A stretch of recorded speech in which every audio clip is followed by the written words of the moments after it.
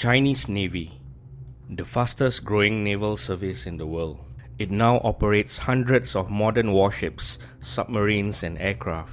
But despite these assets, it has not been able to dislodge a rusty Philippine Navy warship, which has been sitting within what China claims as its territory for the last 20 years.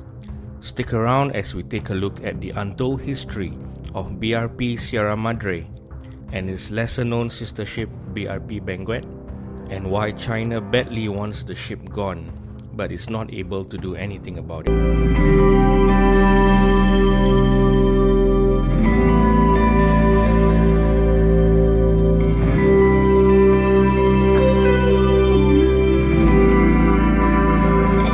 Second Thomas Shoal, a cluster of reefs located just 195 kilometers west of the Philippines' Palawan Island. The Philippines calls it the Ayungin Shoal, while China calls it the Ren'ai Chao. Besides China and the Philippines, the cluster is also claimed by Taiwan and Vietnam. As early as the 1970s, the Philippines realized the value of these reefs.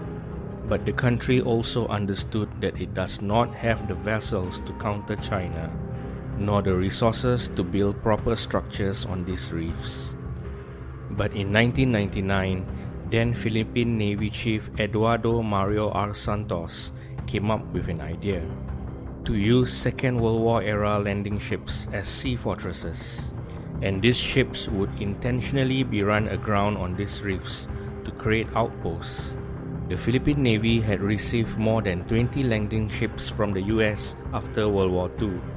The ships were in service with the US Navy during the war with Japan, and now the aging ships can act as bastions to protect Manila's claims in the South China Sea. This was known as the Philippine Navy's aground strategy, and Second Thomas Shoal was chosen as the first testing ground for it on 9 of May 1999. BRP Sierra Madre successfully reached its target after it feigned a leakage emergency, and the boat was beached on the northwestern rim of the Second Thomas Shoal. A few months after that, a second landing ship, BRP Banguet, carried out a similar move and was intentionally beached on the Scarborough Shoal, which is another feature in the South China Sea claimed by Beijing and the Philippines. These moves angered China so much that it threatened to boycott a multilateral meeting. The Philippines was due to host a meeting between then Chinese Premier Zhu Rongji and the head of states for ASEAN in November that year. Angered by the beaching of these ships, Zhu threatened not to attend the meeting, and this would be a major embarrassment for the Philippines. With that, then Philippine President Joseph Estrada ordered the removal of BRP Banguet. But BRP Sierra Madre remained on station where it sits to this day. So why is Second Thomas Shoal so important to both China and the Philippines, despite the dozens of South China Sea features that still remain unoccupied? Firstly, Second Thomas Shoal is geographically very similar in shape to Mischief Reef, where China has built an artificial island with an airstrip. Like Mischief Reef, the Second Thomas Shoal is exposed at low tide. Hence, it will be cheaper and easier to build an artificial island and airstrip on this feature, when compared to other features nearer to the Philippines, such as Bombay Shoal. As such, China is worried that the Philippines might build an artificial island on Second Thomas Shoal, similar to what China had done with Mischief Reef. Should Manila move to build an airstrip and radar facilities on Second Thomas Shoal, China's military outposts on Mischief Reef would be faced with greater scrutiny. Remember, Mischief Reef is located just 30 kilometers away from the Second Thomas Shoal.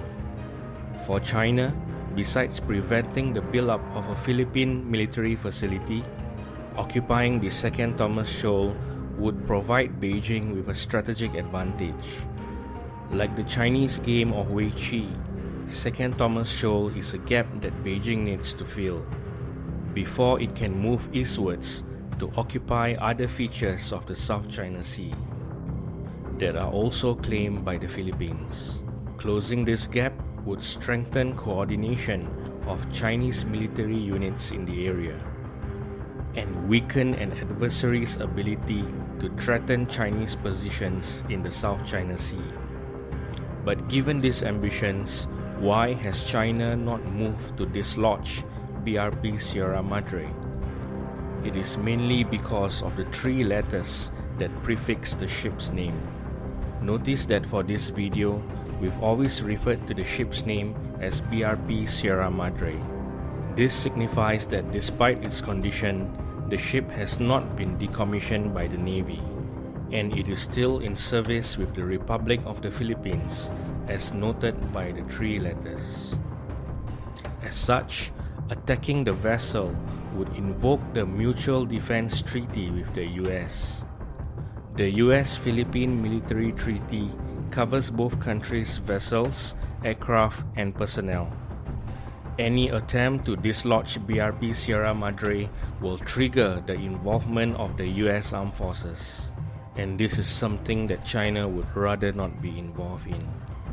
So for now, China's only option is to wait for BRP Sierra Madre to crumble from rust and prevent any attempt by the Philippines to supply the ship and its crew with food or building materials, which would only prolong the life of the ship.